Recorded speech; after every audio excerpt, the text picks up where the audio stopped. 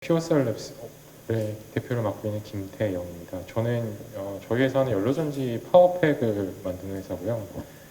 연료전지 파워팩은 말 그대로 동력장치이기 때문에 날개를 달아도 되고 바퀴를 달아도 되고 다양한 분야에서 어플리케이션이 가능합니다. 본 컨퍼런스에서 제가 소개해드리고자 하는 부분은 저희 동력장치를 달아서 연료전지 드론 부분에 어떻게 어플리케이션을 시킬 수 있는지에 대한 발표고요. 저희 회사의 양력을 간단히 소개시켜드리면은 2019년 7월에 법인 설립을 했고요. 저 같은 경우에는 이제 연료전지 분야에서 한 13년 정도 캐리어를 쌓았습니다. 법인 설립 후 이제 한 1년 정도가 지났고요. 1년 동안 지나오면서 간단하게 양력을 말씀드리면 제가 이전에 있었던 한국에너지기술연구원에서 제가 가지고 올 수 있는 특허 중 일부를 이제 가져오면서 연구원 기술 이전 계약을 하고 벤처기업 등록이라든지 기업 부설 정도 등록을 했고요. 최근까지 R&D 과제로 한 40억 이상 정도의 R&D 과제를 확보를 했습니다. 최근에는 이제 미래차 빅3 부분에서 이제 중소기업 벤처부에서 지정하고 있는 연료전지 관련해서는 저희가 저희 회사 맡겨놓고요. 미래차 부분에서는.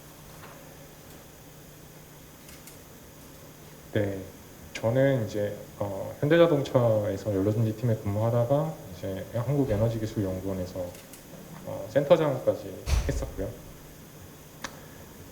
저희 팀 멤버들을 간단히 소개시켜드리면은 이제 연료전지 개발 쪽의 전문가들로 이루어진 분들이 있습니다.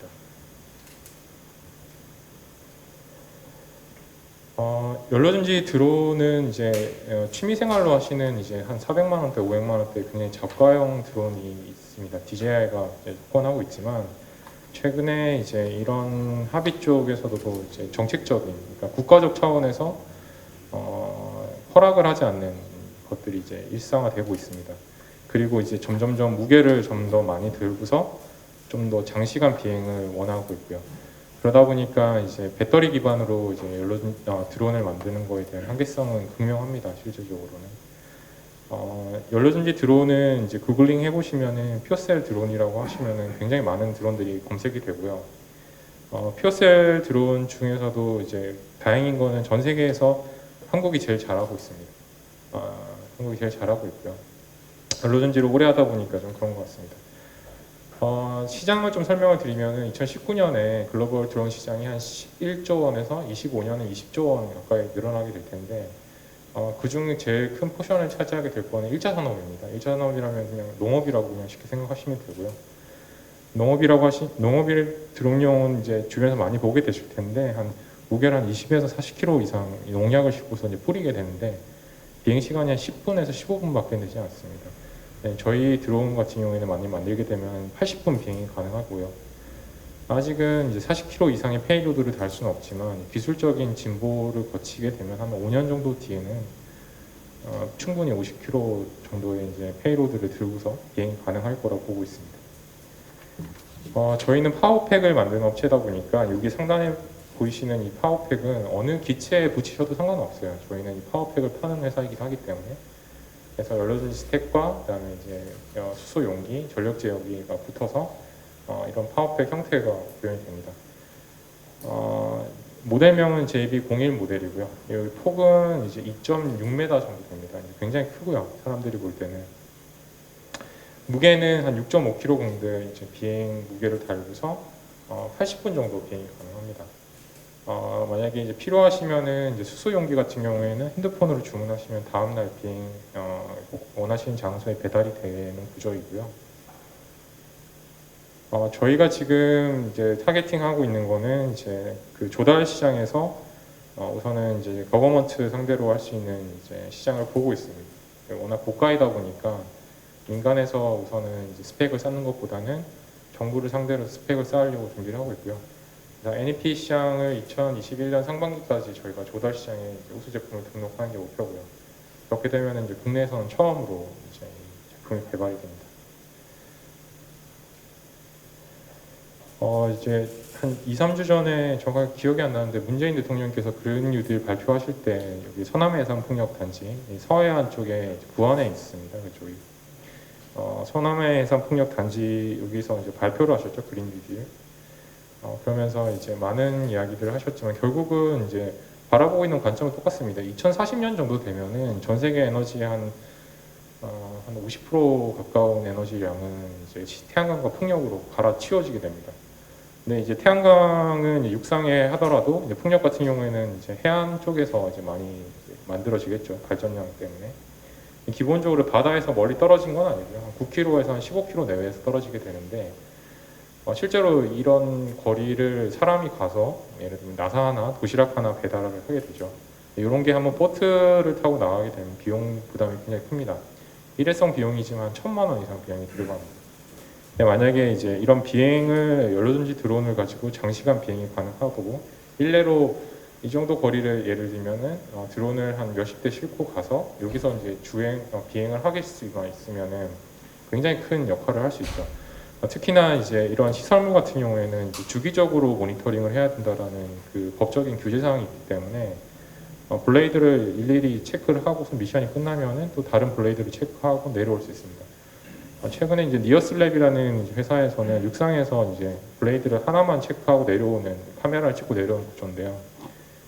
이제 그 이유는 이제 연료전지 드론이 아닌 배터리 드론이다 보니까 비행 시간 15분으로 제한이 되어 있습니다. 그러다 보니까 블레이드 하나만 찍고 내려가도 이제 버거운 시간이거든요. 저희 같은 경우에는 이제 80분 이상 비행이 되고요. 최근에 이런 것들을 이제 에너지기술 평가원에서는 과제로 해서 큰 대단지에서 실제로 시설물이 관리할 수 있게끔 하고요. 이제 가능한 더 서비스 영역은 경량 부품이라든지 상주하고 있는 사람들한테 어떤 필요한 물자를 배송할 수 있습니다. 저희가 이런 사업을 하고 있다는 건 아니고요. 이런 사업이 가능하다는 거에 대한 일례를 보여드리기 위해서 말씀을 드리는 겁니다. 그리고 이제 장기 채공이 가능한 연료전지 드론이 만들어지면 재미난 일을 할 수 있는데요. 일례로 이제 그 도로에서는 그 포트월, 그러니까 비가 많이 오거나 눈이 많이 올 때, 그다음에 이제 유지보수, 또는 이제 블랙아이스가 이제 올 초 겨울에 굉장히 많은 이슈를 일으켰죠. 근데 그거를 디텍션 할 수 있는 방법이 없어요. 실제적으로는 가서 일일이 사람들 미끄러져 봐야지 정신을 차리는데 그러지 않고서 지금 이제 여러분들이 하고 계시는 이제 열화상 카메라, 그러니까 입출구 들어오실 때 열을 감지하고 있는 센서 자체를 이런 식으로 활용할 수 있습니다. 어떻게 활용할 수 있냐면은 실제로 이제 물과 얼음 사이에서는 적외선의 반사들이 달라가지고 열화상 카메라를 들면 얼음인지 물인지 그냥 구분이 가능해요. 그러니까 이거를 달고서 이제 비행을 실제로 이제 그 도로 위를 로드 스캔을 하지 않고요. 로드 바깥에서 이제 비행을 하더라도 카메라 레인지에 들어오기 때문에 이제 로드 스캔을 하고 거기서 이제 보통은 이제 그런 블랙아이스 구간들은 정해져 있거든요. 터널이 빠져나오는 부분, 고가 위쪽 그런 걸 주기적으로 모니터링 할 수 있으면 이제 드론이 한번 뜨면 한 15km 정도는 편도로 비행이 가능하기 때문에 굉장히 먼 거리를 주기적으로 모니터링 할 수 있습니다. 네, 그래서 이런 것들이 만약에 이제 루틴하게 반복이 되면은 이제 뭐 티맵이라든지 내비게이션에 연동을 시켜서 블랙아이스가 있으니 속도를 좀 줄이시길 바랍니다라는 알람을 제공할 수 있고요. 겨울철 말고 여름철 같은 경우는 이제 비가 많이 오게 되면은 이제 포트월 같은 것도 실제 노면을 스캔을 해서 충분히 가능합니다. 지금은 이제 미국이나 이제 북유럽 국가, 중국 같은 경우는 자동차에다가 이제 스캐너, 그러니까 카메라를 달고서 그런 스캔을 하는데 이런 것들은 굉장히 비효율적이거든요. 넓은 지역을 커버링하기 되게 힘든 지역인데 물론 이제 자율주행 차가 나오면 그게 편해질 수도 있겠지만 드론을 활용하게 되면 그 영역이 좀 무궁무진하게 됩니다. 실제로.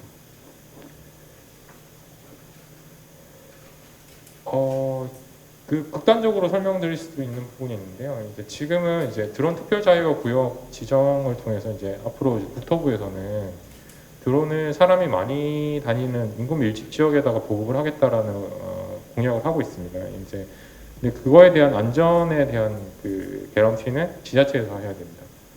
근데 지자체 입장에서도 15분 비행에다 뚝 떨어지는 배터리 드론보다는 80분에서 120분 정도 비행이 가능하고 장기 채공이 가능하다 그러면은 이제 물건을 많이 실을 수 있는 것들 이제 비행 체계를 바꾸려고 할 겁니다, 실제로.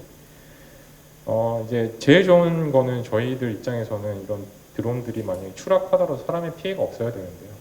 하천이 제일 좀 좋은 지역이긴 합니다. 하천 같은 경우에는 특히나 이제 이번 그 수해를 입으셨던 그 장면을 보시면 대부분 아시겠지만 CCTV가 달려있는 국부적인 영상만 많이 보셨을 거예요. 근데 실제로 이런 그 비바람이 몰아치는 구역에서는 드론이 비행을 못합니다. 할 수가 없어요. 근데 저희 드론은 이제 방수 드론이다 보니까 바람이 어느 정도 이제 리미트가 걸리지 않는 이상의 비행이 가능하고 먼 지역도 이렇게 스캔이 가능합니다. 만약에 이렇게 되면 이런 이제 오물이 배출한다든지 혹시나 좀 뭐 굉장히 좀 뭐 단적인 예일 수도 있겠지만 전국에서 이제 이런 하천변에서 굉장히 안 좋은 사례들이 많이 발생을 하거든요. 그래서 이런 것들을 카메라를 달고서 모니터링을 할 수 있다는 게 뭐 굉장히 넓은 지역을 스캔을 할 수 있겠죠. 그래서 한 24시간 내내 서치라이트를 달고서 비행을 한다면 다른 이제 플랫폼이 가능할 거라고 보고 있어요. 그래서 이제 정보를 수집을 하고 영상 분석을 하는 거 일련의 과정들은 사람이 개입하지 않은 모든 과정들이고요. 드론의 비행부터 실제 영상 분석은 사람이 필요가 없습니다. 관제 시스템을 통해서 모든 게 가능하기 때문에 이런 것들은 이제 수소 시범 도시 내에서 이제 전주에서 실제로 이제 시범 사업이 이루어질 내년의 사업 중에 하나입니다. 그래서 이제 전주천이 이렇게 U자 형태로 넓게 포트가 있는데요. 이렇게 중심 지역에 3개의 포트를 만들어서 얼로든지 드론이 비행을 하고요.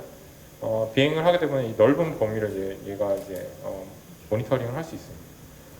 그러다 보니까 우범 지역이라든지 하천의 어떤 뭐 다른 모니터링도 가능한 사업이 되고요. 만약에 이게 좀 안정적으로 이제 개런티가 된다고 하면은 할 수 있는 게 굉장히 많아집니다. 일례로 이제 물건을 실제로 잡아서 사람들이 필요한 공간을 보내고 굉장히 큰 드론이다 보니까 드론이 직접적으로 착륙하기보다는 옥상에 착륙해서 무인 로봇가 그 물건을 잡고서 가가호마다 배송하는 서비스가 가능합니다. 그리고 이런 플랫폼들이 이제 먼 이야기가 아니고요. 자율비행이 가능하고 비가시권 운전이 가능한 시점은 이제 불과 한 2년이면 그 시대가 옵니다. 멀지 않은 이야기이기 때문에 적극적으로 이 시대를 준비하는 게 대한민국 입장에서도 나쁘지 않을 거라고 생각이 듭니다. 네, 이상입니다. 감사합니다.